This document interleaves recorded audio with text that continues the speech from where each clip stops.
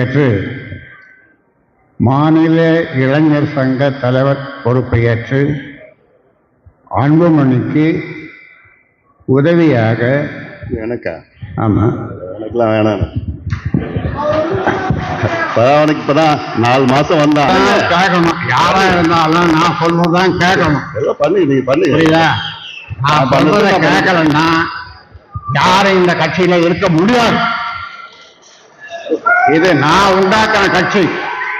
நான் சொல்றத கேட்கலன்னா யாரும் இந்த கட்சியில இருக்க முடியாது. என்ன சரின்னா சரி, போ. அப்போ முகுந்தன் மீண்டும் சொல்றேன், மாநில இளைஞர் சங்க தலைவராக நியமிக்கப்படுகிறார். கை தட்டுங்கப்பா. குடும்பத்தில் இன்னொன்று போடு. குடும்பத்தில்